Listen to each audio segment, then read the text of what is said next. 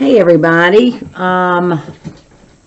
Earlier this week we learned how to graph linear equations. Now we're going to learn how to graph linear inequalities. Okay, so a linear inequality is an inequality involving a linear function. So we're still working with lines. The solutions to a linear inequality can be shaded on the coordinate plane. Okay, so for instance, here's an example of a linear inequality. Notice there's an inequality symbol. Y is greater than or equal to negative 3/2 x plus 1. Basically, we've got a y-intercept of 1. You can see that the line goes through that point. And then we can go down 3 and right 2 to get another point. And it says y is greater than or equal to this line. And so basically what they've done is they've shaded above this line, and all of the ordered pairs in the shaded region are solutions to the inequality. If you have a solid line, because there's an equal to bar, then the ordered pairs that are actually on the line are solutions. Okay, so keep in mind, it's not one set of solutions, it's many ordered pairs that would make this inequality true. So, for example, this ordered pair, the ordered pair 2, 3, is a solution to this inequality. Here, the ordered pair 3, negative 2 is a solution to this inequality. Okay, anywhere in the shaded region, these ordered pairs are solutions to the inequality. Okay, so let's get started. How do we graph these? And again, just like with the equations, we can graph these, but on a standardized test, you're actually going to be matching graphs. You wouldn't have to graph them on a standardized test unless you just wanted to do a graph. You would just be matching the graph with the inequality. So first thing we're going to do is we're going to plot the y-intercept, and then we're going to use the slope to plot another point, just like we did with the equations. So here's a little reminder of the shading. Okay, if we do not have an equal to bar, notice there's no equal to bar here, we draw a dotted line. A dotted line. Okay? If we do have equal to bars with our inequality, then we are going to draw a solid line. Okay? That goes back to what I was saying up here. Since we have an equal to symbol, then we have a solid line, and the ordered pairs on the line are actually solutions. When you have a dotted line, the ordered pairs on the actual line are not solutions. Okay? Now the shading, notice we've got a greater than or a greater than or equal to. We're going to shade above the line for greater than. We're going to shade above the line for greater than or greater than or equal to. If we have less than or equal to, we're going to shade below the line. Okay? Also, I recommend that you do not memorize the direction of this, but that you read it from the left. And if you're reading the symbol from the left, notice you get to the small point first, and that's less than. If you're reading from the left and you get to the open part, that's greater than. So that's how I remember that. When I'm reading from the left, if I get to the open part, that's greater. If I get to the little point, that's less. Okay? So let's graph this bad boy. Y-intercept is negative 4. 1, 2, 3, 4. And I can get another point on the line by using the slope. And we're going to go ahead and divide that by 1, so I can rise 3 and run 1. So from my y-intercept, I'm going to rise 3 and run 1. All right. There is an equal to bar here, so I need a solid line. Okay, so let's see. Need us a straight edge here. Okay. Solid line, and the reason for the solid line is because since we have an equal to bar, all the points that fall on the line, they are also solutions. Okay. Now we need to shade the area where all our solutions are. When I'm reading from the left, it says y is greater than or equal to. So if you look along the y-axis, okay, under the line is where the y values are smaller. Above the line is where the y values get bigger. So we are going to shade here, which is above the line. And if you'd rather shade with a highlighter, feel free. All of the ordered pairs in the shaded region are solutions, and the ordered pairs on the line are solutions. So let's just write a few solutions to this inequality. Okay, so let's see. Let's do like this guy right here. 1, 2, 3, 2. So -3, 2 is an ordered pair that if I plugged it in, it would be a solution to this inequality. This point here, which is over 2 and up 2, is going to be a solution. Why? Because we have a solid line, we have an equal to bar. Okay. Over here, let's say this guy. 1, 2, 3, 1, 2 is not a solution to this inequality. Is not a solution because it is not in the shaded region. Okay. All right, and just need to remember this stuff. If we do not have an equal to bar, we're doing a dotted line. So here we go. Standard form. Okay, notice these are in standard form. We're just going to convert that to slope-intercept form. And we learned how to do that last week. Okay, so we're going to convert this to slope-intercept form. So the first thing we're going to do is we're going to subtract 2x from both sides of the inequality. Okay. Bring down my -4y. Bring down my inequality symbol. Bring down the -2x. And then we have +8. Okay. Now, hopefully with inequalities we remember the golden rule, because I am about to divide by a negative number.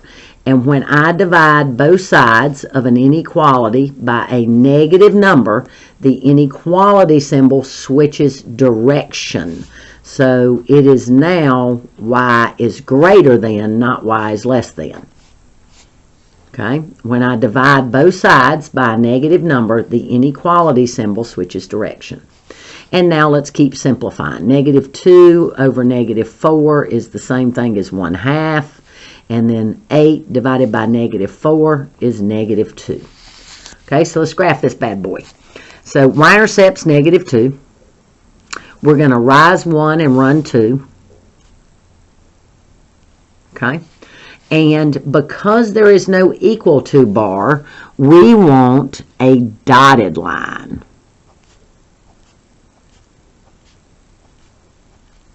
Okay. And basically what that means is these ordered pairs that are on the line are not solutions to this inequality. They are not solutions. Okay. Now let's do our shading where our solutions are. This is greater than, and so I'm shading above the dotted line. So that's all these guys here. Okay. So the point -2, 2 is a solution. However, the point 0, -2 is not a solution because it is on the dotted line. And if we were to plug it in here, it would not make a true statement. Okay? All right. Let's do a couple more here. So, this is in the form that we need for it to be in. Oh, and by the way, one thing I wanted to say. Y'all, I know that we learned that we can graph by the x and y intercepts. So, like, I can cover up and divide and find out that my y-intercept is -2. But what you got to realize is, if you're dividing by a negative, that inequality symbol is going to switch direction. So that's why it's just better to put it in slope-intercept form. But if you're good at it, you can go ahead and do your x and y intercepts. Just remember, here you're dividing by a negative number. So it's no longer greater than, or less than, it's greater than. Okay? If you'll notice, my y-intercept here is -2. That'd be that. And then if we cover up here and divide, my x-intercept is at 4. Okay? But remember, you got to be careful if that y is negative there, because it's going to switch the inequality symbol. Okay, so let's do this one. Y-intercept is 2. All right. And we have a slope of -1/2. Remember, the negative can go on top. The negative can go on the bottom. But the negative cannot go on both. So from here, I can go down 1, right 2. Okay. If I use this, I would go up 1, left 2. And notice, it still falls on the same line. Okay. I do not have an equal to bar, so I need a dotted line. Okay. And this is a greater than symbol, so I am shading where the y has the larger values rather than where the y has the smaller values. And again, remember, your solutions are in the shaded region. Solutions in shaded region. Okay? Any solutions along this line would not be or any ordered pairs along this line would not be solutions because the line is dotted, because there is no equal to bar. Okay. All right. I'm going to convert this. You can actually visually look and see that you will not be dividing by a negative. Don't know if you noticed that. So you would not be dividing by a negative. So the symbol still stays less than. Okay. So I'll just do it with my x and y intercepts. If I divide here, my y-intercept is 4. Okay. If I cover up and divide here, my x-intercept is 5. Okay. So there's my 2 points. I'll go ahead and do it the other way. We'll subtract 4x from both sides. I'm going to do it both ways so you can see. Bring down 5y, bring down inequality symbol. Bring down -4x plus 20. And then notice we're dividing by a positive number. So the inequality symbol does not switch direction. It stays as less than or equal to. And we have -4/5 x plus 4. So again, that would be your y-intercept 4. And then you would go down 4 and right 5. Okay, so either way works. You just got to be careful that if this y is negative, that inequality symbol is going to switch direction. So now this is a solid line because it has an equal to bar. Okay, and it's less than, so we're not going to shade up here where the y values get bigger. We're going to shade here below the line.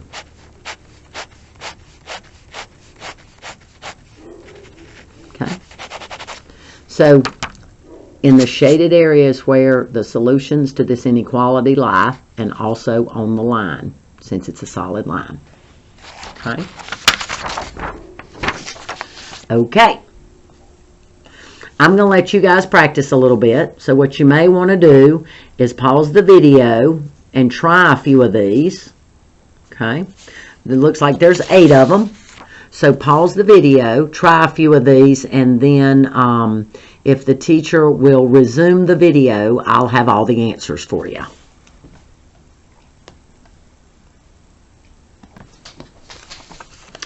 I unpaused the video because I've gotten to one where they give you the graph and ask you to write the equation or the inequality, so I was going to go ahead and demonstrate this. Remember that it's y equals mx plus b form. So I need my y-intercept, which is 2. I need my slope, so let's find 2 good points. There's 1, and it looks like that goes through the corner of the box. So I rise 1 and run 3. So it's 1/3 x plus 2. And then it is shaded above with a dotted line, so I do not get an equal to bar. So there's your equation. Okay. Graph that one for you. I'm going to go ahead and pause it again. All right, my battery's going dead, so let's go ahead and show you these. Sorry, this line's hard to see here.